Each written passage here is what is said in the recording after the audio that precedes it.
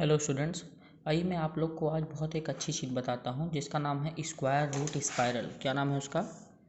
Square root spiral. इसकी मदद से आप बहुत अच्छे से समझ जाओगे कि कैसे हम लोग स्क्वायर रूट्स को नंबर लाइन पे आसानी से प्लॉट कर सकते हैं। ध्यान दीजिए, जैसे कि हम लोग ने नंबर लाइन ले ली, पॉजिटिव साइड की नंबर लाइन लीजिए। पॉजिटिव साइड का मतलब है कि इसको हम लोग स्टार्ट करेंगे 0 से और आगे की तरफ इसको हम लोग ले लेंगे। ठीक है, चलिए जैसे मान लीजिए यहाँ पे हम लोग ने प्लॉट कर लिया 0। इक्वल इक्वल पार्ट्स पे हम लोग इसको डिवाइड कर लेते हैं। ध्यान से देखिएगा,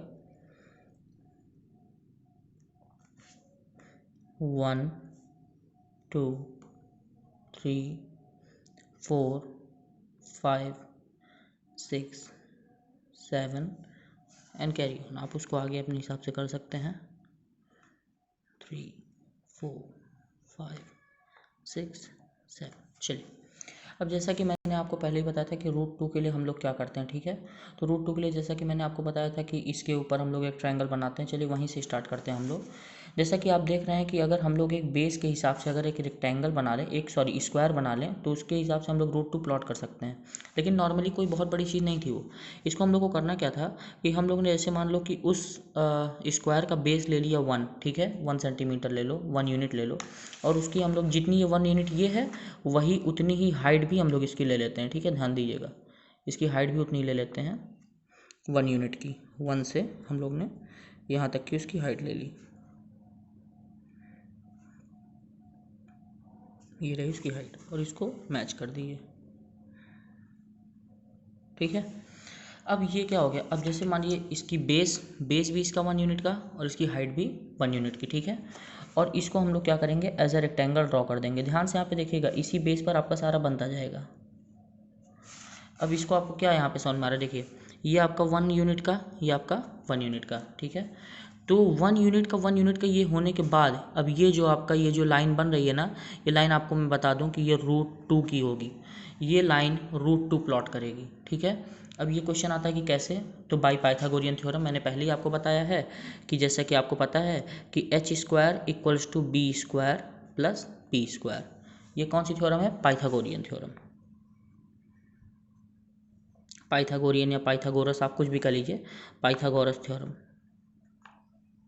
ठीक है, इसके according H square equal to B square plus V square. अब बी का मतलब इस ट्रायंगल, अगर रेक्टेंगल का हम लोग बेस ले लें तो ये 1 का है, 1 यूनिट का, तो मतलब 1 स्क्वायर। परपेंडिकुलर भी हमने 1 लिया तो ये भी हो गया 1 स्क्वायर। बी और पी की जगह हमने रख दिया बेस का, इस बी का बेस है, पी का मीनिंग आपका परपेंडिकुलर।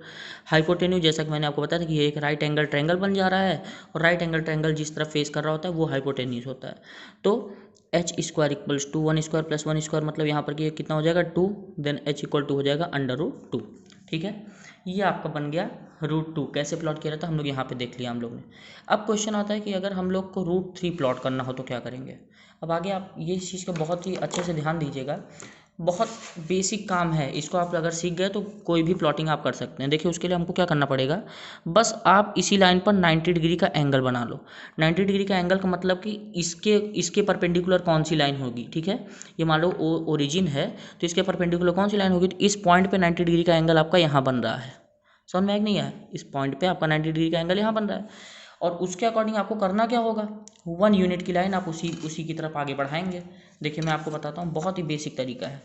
इसी लाइन की तरफ आपको 1 यूनिट की बढ़ानी है। देखिए जैसे मान लो मैंने यहाँ पर 5 प्लॉट किया, ध्यान से देखिएगा, तो 1 यूनिट सिर्फ, मतलब 4 से लेके 5 तक की 1 यूनिट, ये हो गया ना। लेकिन लाइन यही थी, तो मतलब ये जो एंगल बना है कैसा बना, परपेंडिकुलर एंगल बना।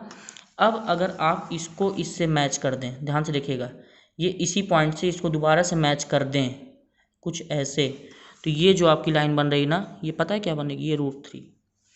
ठीक है, बहुत बेसिक सा तरीका, मतलब ये यहाँ पर ये 1, ये रूट 2, ये रूट 3। अब इसको प्रूव कैसे करेंगे, फिर से देखिए इसी फॉर्मूले में अगर आप रखें तो बेस इसका इस बार क्या है, रूट 2 का है, तो बेस देखिए इस बार क्या हो गया, रूट टू का स्क्वायर प्लस परपेंडिकुलर इसका कितना है 1 का, तो मतलब 1 का स्क्वायर, तो रूट 2 का स्क्वायर कितना होता है 2, 1 का स्क्वायर होता है 1, मतलब ये हो गया 3।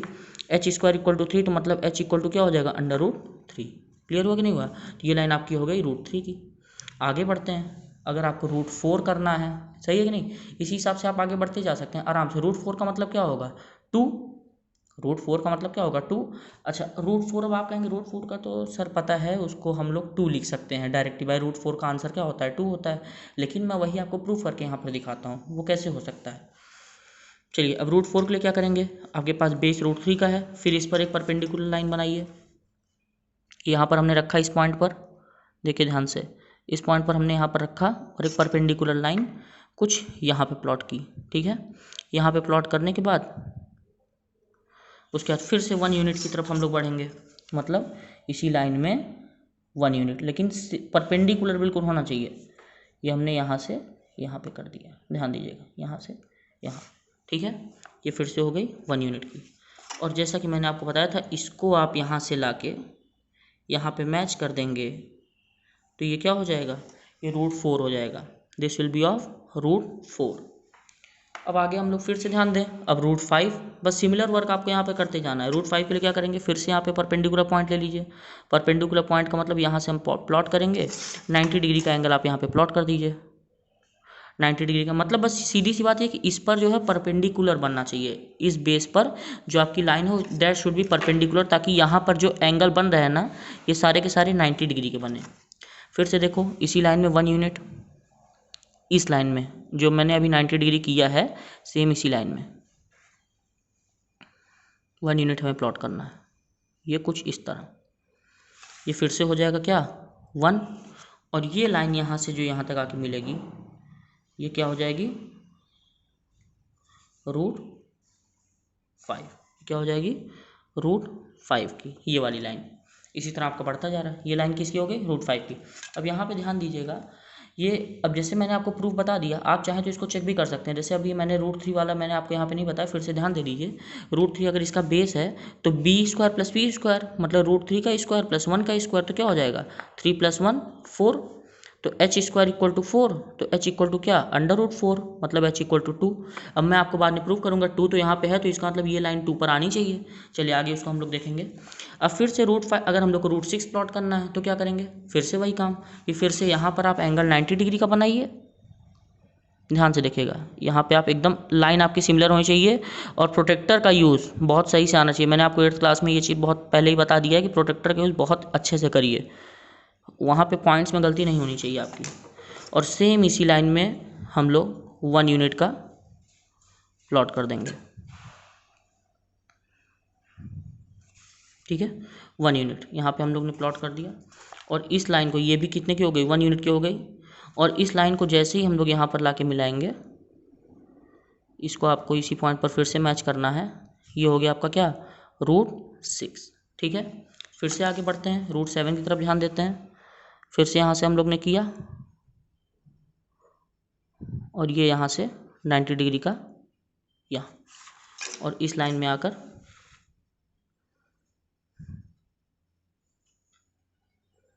ये इसी लाइन में,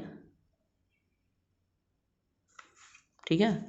और फिर ये भी कितने का हो गया 1 यूनिट का, और ये लाके अगर जैसे यहाँ पे हम लोग ने मिलाया, ये कितने का हो जाएगा बच्चों √7। बस √7 √8 √9 आप ऐसे ही बढ़ते जाओगे। इसको कहते हैं स्क्वायर रूट स्पाइरल। देखो कुछ स्पाइरल की तरह ये बन रहा है। अब स्पाइरल रियलिटी बनता कैसे और कैसे यहाँ पर स्पाइरल का वो हो रहा है वो हम लोग ध्यान देंगे। अब देखो मैंने आपको पहले ही बताया था, बहुत आसान सा तरीका है। अगर जैसे मान लो इस पेन की हाइट, अब ध्यान से देखिएगा, मान लो इस पेन की हाइट √2 है, तो ये पेन को बस आपको कुछ यूँ ऐसे ले जाके यहाँ पर गिरा देना, तो जो इस जगह पर आपका ये जो पॉइंट कर रहा है ये √2 का होगा। मान लो इस पेन की हाइट √3 है, तो इसको आपने ये छोड़ा और ये जहाँ पर जाके गिरा ये पॉइंट क्या होगा, यहाँ से यहाँ तक की लंबाई क्या होगी √3। बस आपको करना ही है। हमको इसको रेडियस लेते हुए ध्यान दीजिए, सबसे पहले हमने आपको बताया कि ये √2 की लाइन है ना, तो √2 की लाइन को हम लोग रेडियस ले लेंगे। ध्यान दीजिएगा, √2 को रेडियस लेने के बाद हमको बस ध्यान ये देना है कि कहाँ पर जाकर प्लॉट हो रहा है।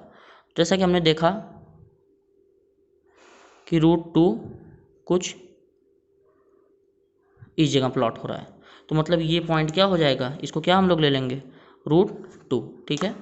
अब आगे बढ़ते हैं √3 की तरफ। √3 लाइन कौन सी है, ये √2 हो गया, ये वाली लाइन थी √3।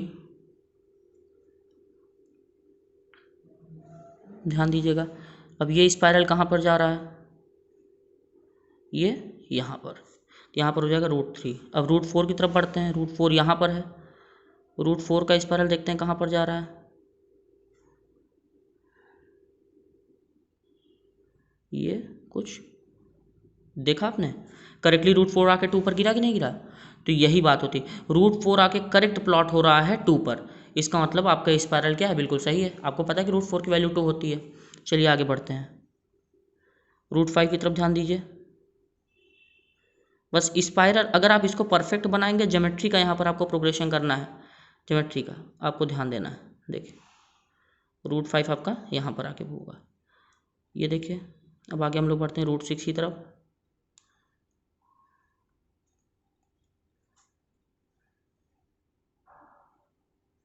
रूट 6 यहाँ पर, रूट 7 की तरफ बढ़ेंगे।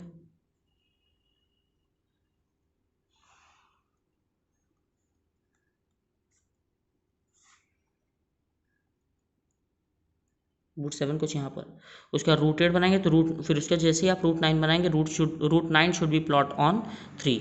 ठीक है, तो इस चीज़ का आपको ध्यान देना है परफेक्शन के लिए। अब यहाँ पर देखिए हम लोग ने जैसे ये प्लॉटिंग कर ली, इसी डिज़ाइन को हम लोग ने कह दिया स्पाइरल, और ये सब क्या है, square roots, then it is called square root spiral. Thank you so much.